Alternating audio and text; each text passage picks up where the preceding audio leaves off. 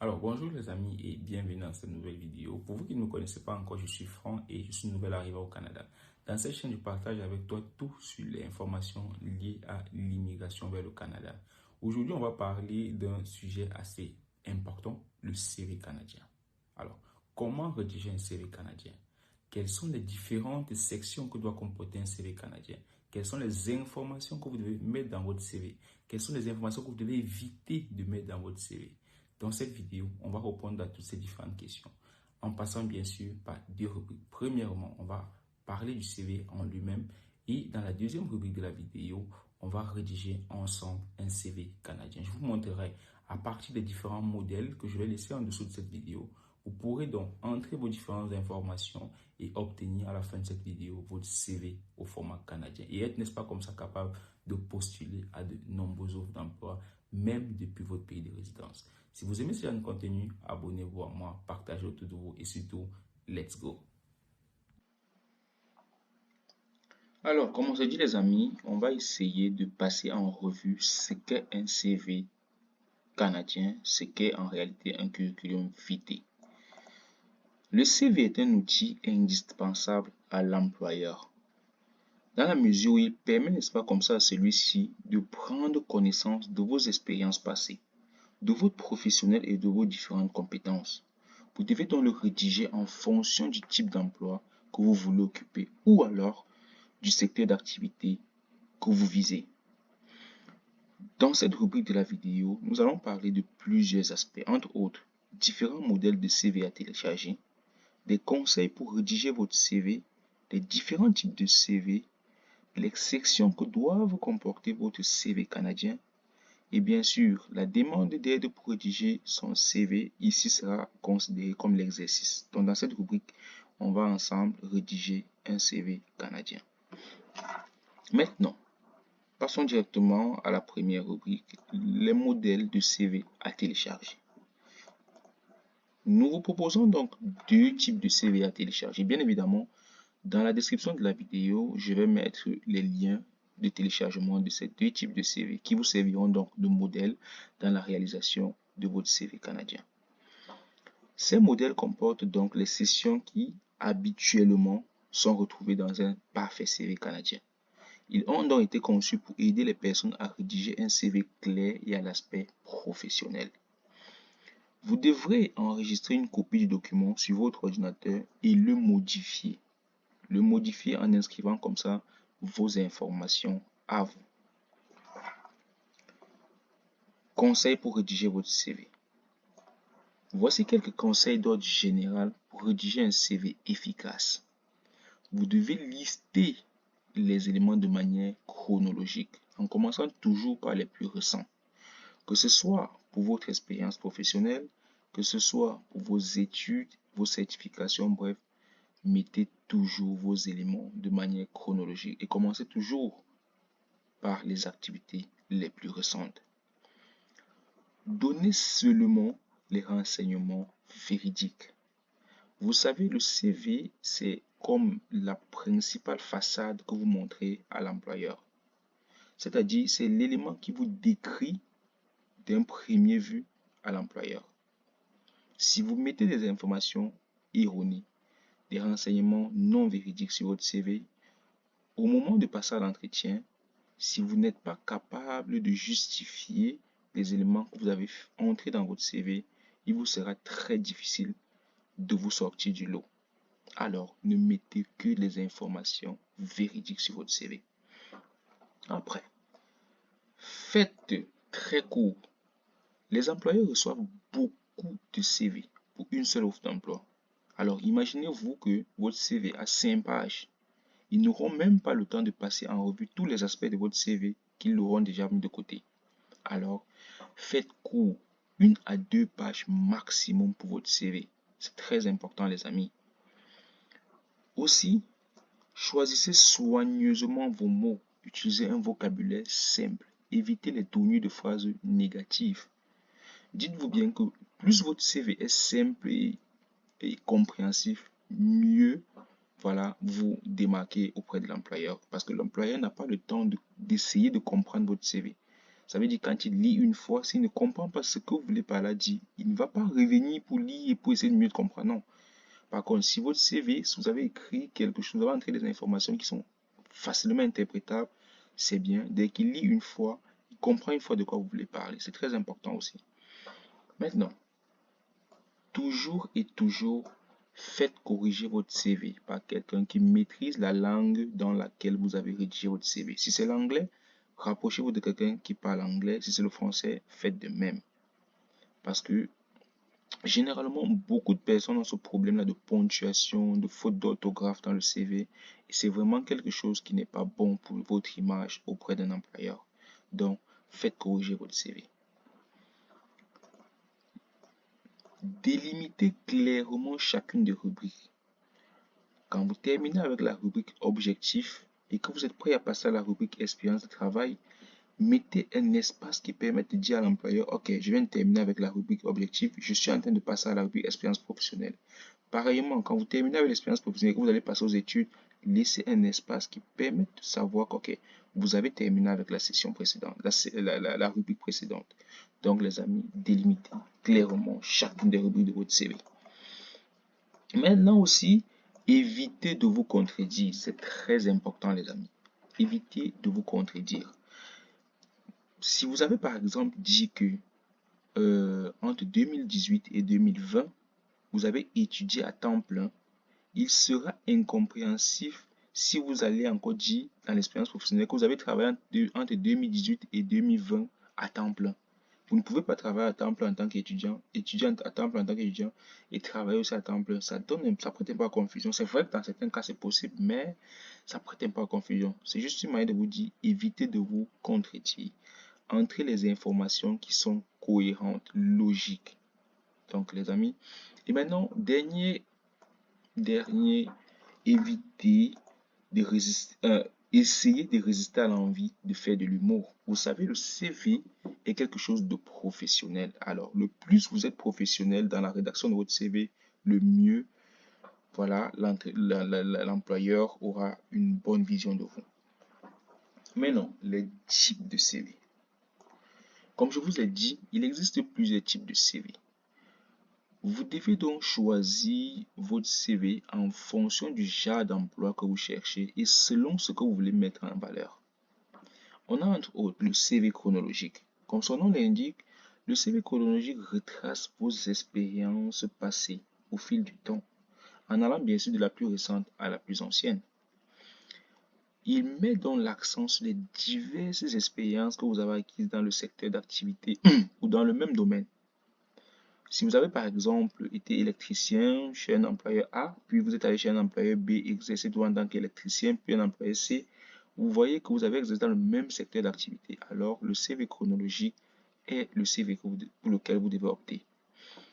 Maintenant, ce type de CV est intéressant si vous restez dans le même domaine. C'est justement ce que j'essaie de vous expliquer.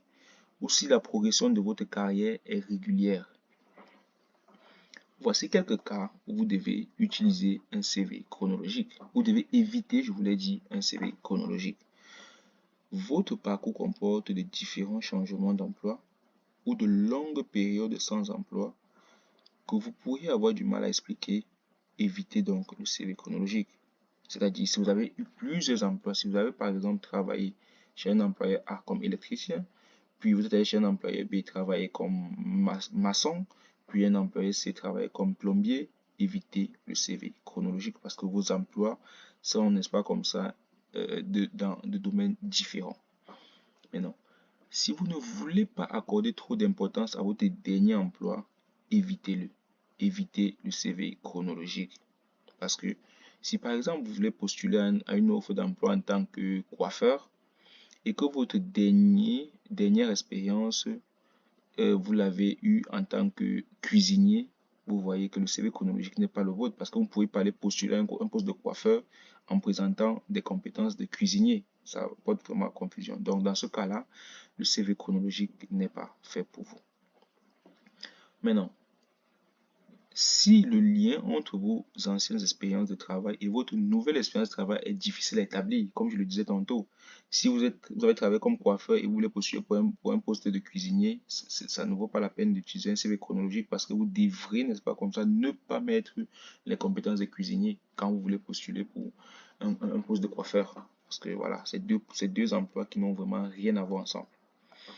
Maintenant, on va parler du CV fonctionnel ou le CV par compétence. Le CV fonctionnel met l'accent sur ce que vous avez à offrir. Il fait ressortir vos réalisations et les compétences que vous avez acquises tout au long de votre parcours professionnel. Voici quelques compétences que vous pouvez mettre en avant.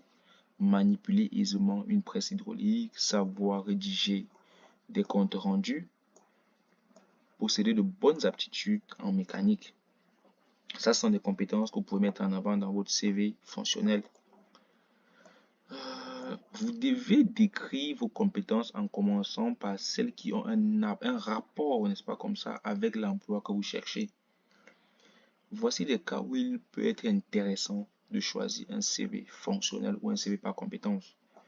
Si vous avez peu ou n'avez jamais travaillé, choisissez un CV par compétence.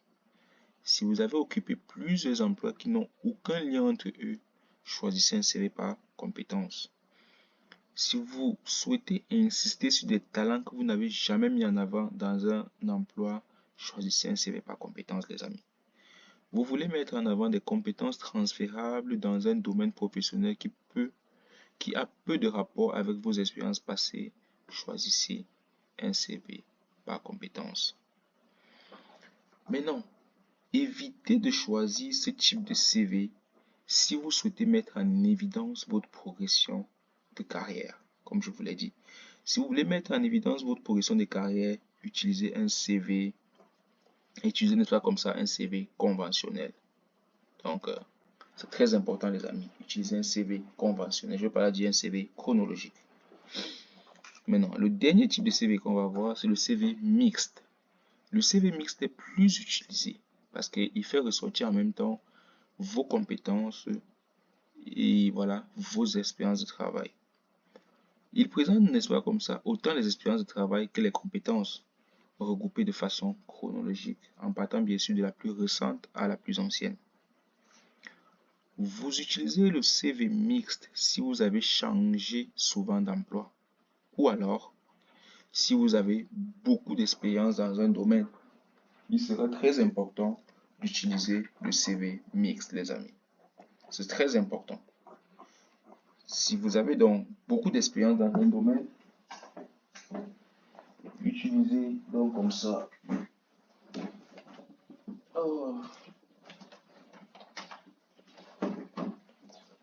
Désolé les amis, j'ai eu un problème avec voilà, la batterie de ma machine. Comme je disais tantôt, vous utiliserez le CV mixte si vous avez changé souvent d'emploi ou encore si vous avez beaucoup d'expérience dans un domaine mais que vous avez travaillé pour plusieurs employeurs. On va maintenant parler des sections que doivent contenir un CV canadien. Les renseignements personnels. Vous devrez ici dans cette rubrique parler de vous, c'est-à-dire donner votre nom, votre adresse complète, vos numéros de téléphone, vos adresses de courriel, votre adresse web si vous avez un site web personnel bien sûr. Mais si vous n'en avez pas, il n'y a pas de souci.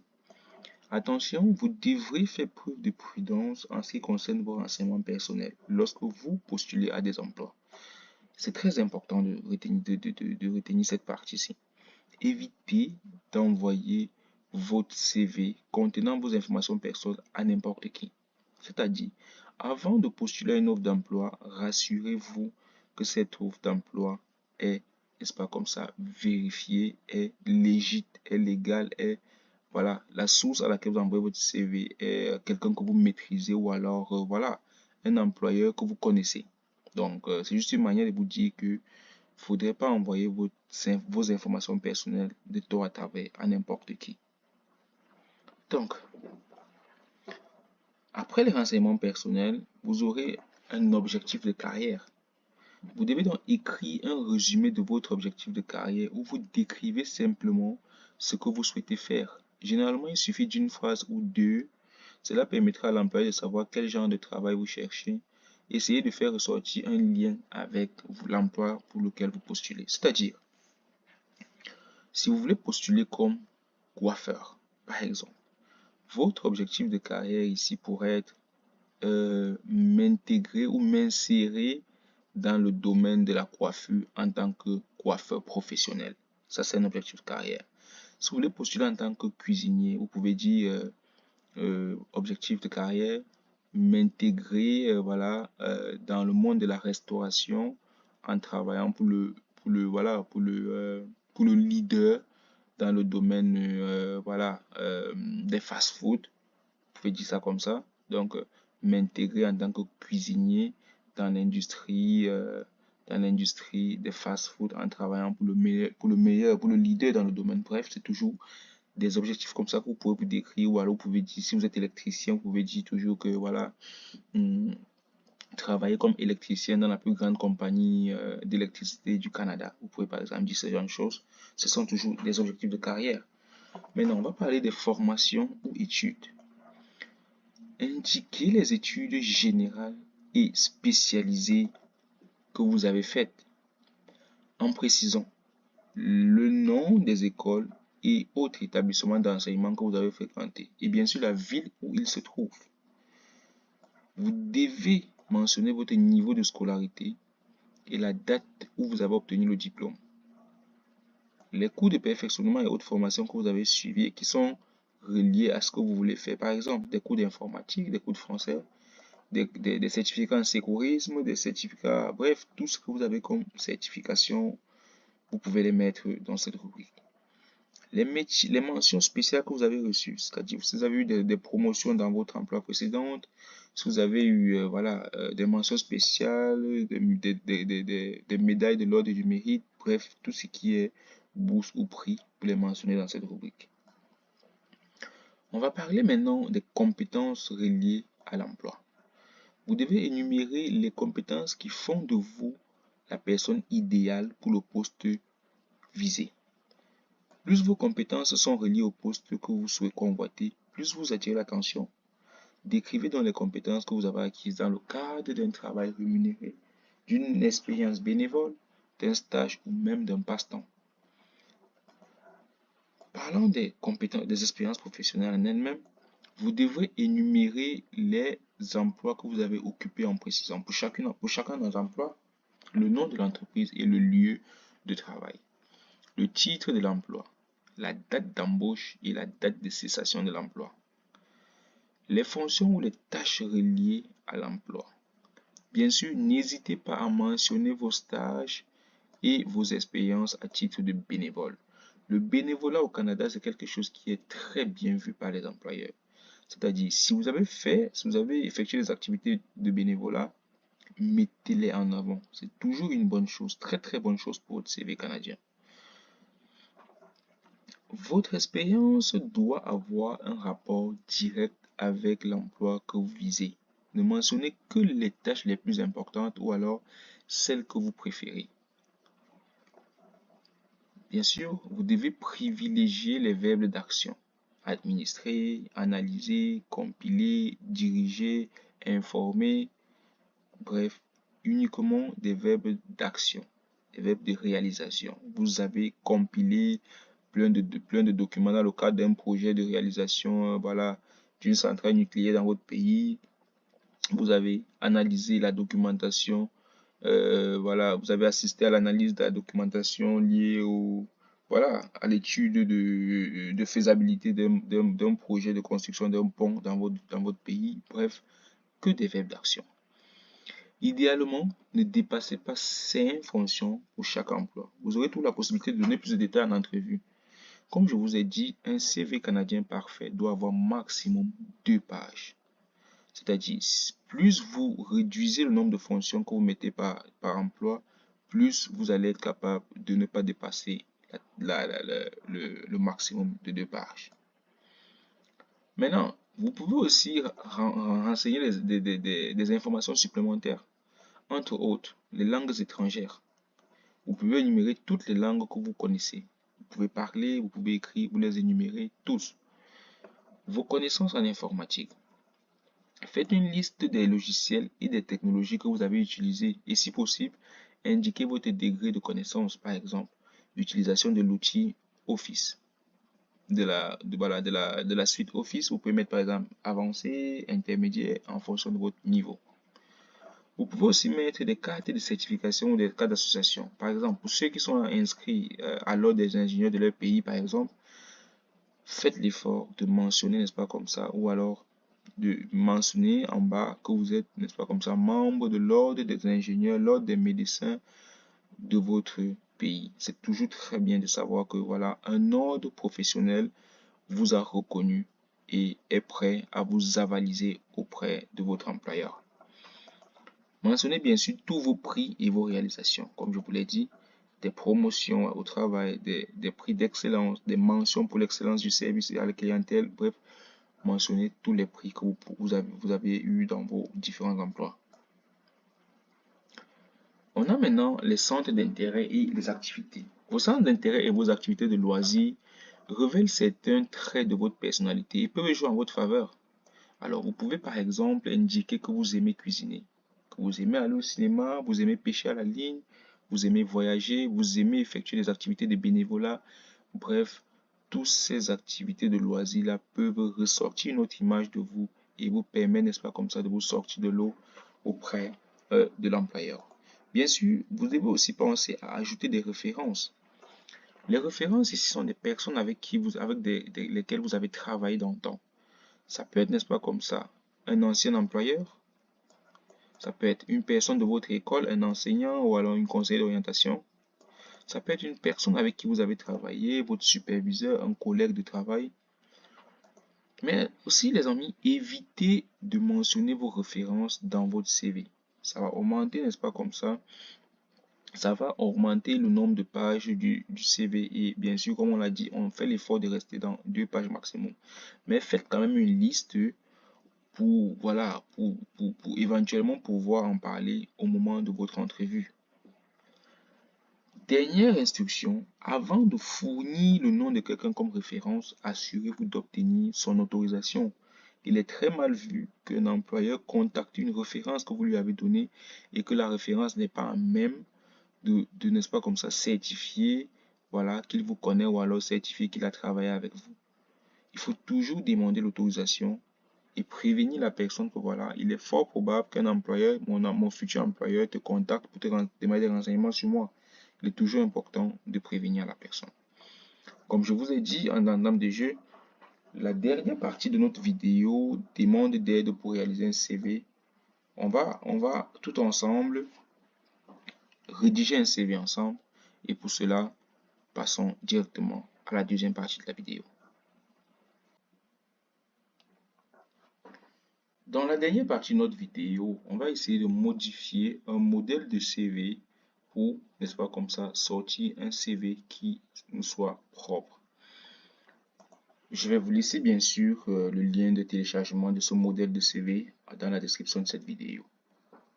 Alors, on va simplement venir ici effacer et dire on s'appelle voilà Stéphane. Dans le domaine canadien, il est toujours important de commencer par le last name, c'est-à-dire voilà le prénom. Ça veut dire si vous vous appelez Kamga Stéphane, faites l'effort d'écrire Stéphane,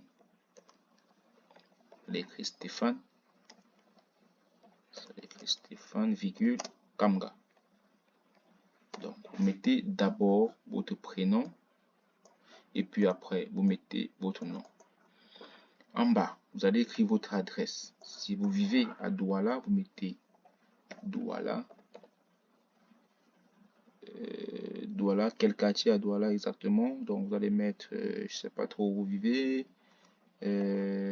Ndokoti.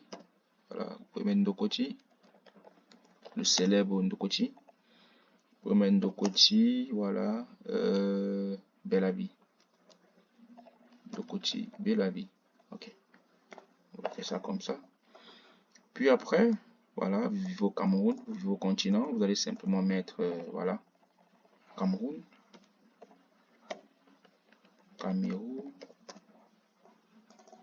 Douala. Cameroun, Douala. Là, ceci, c'est le code postal, ça ne marche pas avec le Cameroun. Vous mettez votre numéro, bon, vous modifiez, vous mettez votre numéro.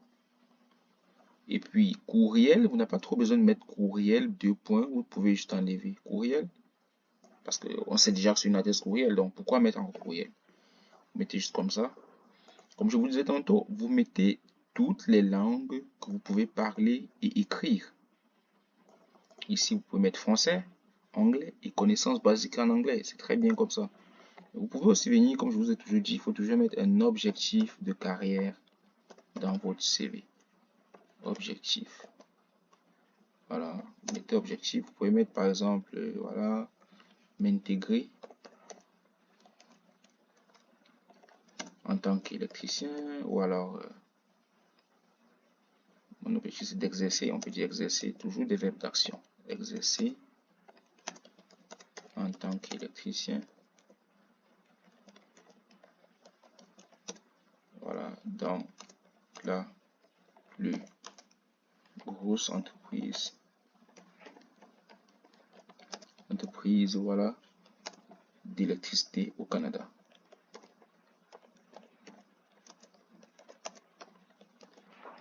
C'est ça en fait, voilà voilà un objectif de carrière typique. Donc, objectif de carrière, exercer en tant qu'électricien dans la plus grosse entreprise d'électricité au Canada. Ça veut dire en gros, moi j'aimerais un jour exercer en tant qu'électricien, voilà, dans la plus grosse entreprise d'électricité au Canada. Ça veut dire si je veux postuler, si je suis en train de postuler une offre d'électricien, l'employeur a déjà une idée de ce à quoi j'aspire. C'est très bien. Vous voyez, c'est très bien. Donc maintenant, quand vous avez fini avec l'objectif de carrière, vous pouvez par exemple venir là mettre la langue, comme je vous ai dit, et puis toujours mettre vos connaissances, vos compétences en informatique. Vous voyez, logiciel, vous pouvez mettre Word, Excel, PowerPoint, Simple Comptable, vous pouvez mettre Sage, SARI si vous êtes du domaine de la comptabilité, bref. Vous mettez tout ce que vous connaissez, voilà, en informatique. Expérience professionnelle. Vous allez venir commencer toujours par la plus récente. Si votre dernière expérience a débuté en 2018, vous mettez 2018 jusqu'à, je sais pas trop quand elle se termine. Si elle est déjà terminée, vous pouvez mettre jusqu'en 2020 par exemple. Si elle n'est pas encore terminée, vous pouvez simplement mettre en cours. En cours. Vous mettez le poste. Agent administratif. Vous allez séparer. Toujours mettre l'écart. Et réduire la police parce que la police est un peu. Vous allez essayer de manager au niveau de la police. Voilà, montrer qu'il y a. Voilà. Qu'il y a. Vous voyez. Montrer, n'est-ce pas, les informations. C'est deux informations assez différentes. Vous mettez le poste un peu en surbrillance comme ça, en gras. Vous mettez l'entreprise dans laquelle vous avez travaillé. Où est-ce qu'elle est située, toujours où est-ce qu'elle est située. Et puis, vous listez les tâches. Je vous ai dit maximum 5 tâches par emploi quand vous avez beaucoup d'expérience. Vous voyez, ici, on a plusieurs expériences. Mais pour quelqu'un qui n'a qu'une seule expérience, vous pouvez citer toutes, voilà, plusieurs différentes tâches. Vous voyez, si on quitte de la plus récente, on tombe à la plus à celle-ci et après, ainsi de suite, de manière chronologique, on descend. Vous voyez, de manière chronologique, on descend. On va simplement descendre. Voilà, j'espère que vous voyez ce que j'ai en train de faire. C'est juste pour mettre le document en fond. Bref, vous descendez. Vous voyez, après l'expérience là, on a l'autre expérience commis à la comptabilité. Vous faites pareil. Vous réduisez la police. Il faut mettre vraiment les éléments en. Il faut vraiment faire ressortir les éléments. Désolé, je vais supprimer. Alors, vous mettez comme ça. Le poste que vous avez occupé, où vous avez travaillé, la ville où est situé le poste et les tâches. Toujours la même synthétique, la même syntaxe en fait. Et comme je vous ai dit dans la partie de la présentation, quand vous terminez avec une rubrique, essayez de démontrer que ok, vous avez terminé avec une rubrique, vous êtes passé à une autre rubrique. Ça veut dire que la police déjà doit changer. Formation, perfectionnement, expérience de travail doivent avoir la même police. Très important. Donc, quand vous avez fini, vous venez aux différentes formations scolaires que vous avez, diplôme, voilà, vous mettez le diplôme, vous mettez où est-ce que vous avez eu le diplôme. N'oubliez surtout pas de mettre quand vous avez commencé le cursus et quand vous l'avez terminé. Si vous avez des certifications, par exemple en bureautique, les cours d'anglais, tout ça, n'oubliez pas de les mentionner. Comme je vous ai aussi dit, les activités de bénévolat sont très bien vues au Canada. N'oubliez pas de mentionner vos activités de bénévolat. Entre 2008 et 2009, bénévole lors d'activités bénéfices au profit de l'ECAN. Il faut toujours le mettre. 2002-2006, secrétaire trésorière du club de patinage artistique de Laval. Il faut toujours le mettre, les amis. Alors, je pense qu'on a fait le tour de la vidéo. Aussi, vous pouvez venir mettre là, comme je vous dis, toujours mettre en avant vos intérêts. Vos intérêts ou vos loisirs, c'est toujours bien. Les loisirs, ça donne toujours une belle impression de vous. La nage, vous pouvez mettre les voyages, la pêche à la ligne. Bref, vous pouvez mettre tout ce qui vous passionne. Mais toujours est-il, vous devez faire l'effort de rester dans 2 pages maximum pour votre CV. Quand vous avez fini, vous pouvez simplement venir enregistrer sous PDF. Voilà, vous venez là, vous allez enregistrer sous PDF. Toujours PDF. Vous allez envoyer le PDF, voilà, chez l'employé en PDF. Vous enregistrez en PDF. Et puis, au final, vous aurez un très très beau CV format PDF. Donc, les amis, voilà ce que je voulais partager avec vous aujourd'hui. J'espère que la vidéo a été intéressante. Si vous avez liké, si vous êtes jusqu'à ici en train de regarder la vidéo, ça veut dire que le contenu a été attrayant. Abonnez-vous, partagez autour de vous et surtout, donnez de la vibe à votre processus d'immigration. Donnez de la vibe. Ne rien lâcher. Toujours postuler. Postuler encore et encore jusqu'à ce que vous obteniez des résultats. Donc les amis, bonne soirée à vous, prenez soin de vous, surtout beaucoup de courage dans votre procédure, beaucoup de courage dans votre recherche d'emploi. J'espère vraiment que vous obtiendrez du travail grâce à cette vidéo. J'espère que vous obtiendrez un beau CV canadien grâce à cette vidéo et que je lirai très bientôt, voilà, n'est-ce pas, comme ça, des commentaires, des commentaires qui diront, voilà, j'ai eu un emploi grâce à ton CV et tout. Ça me ferait vraiment plaisir. Bonne journée à vous les amis, prenez soin de vous, bye.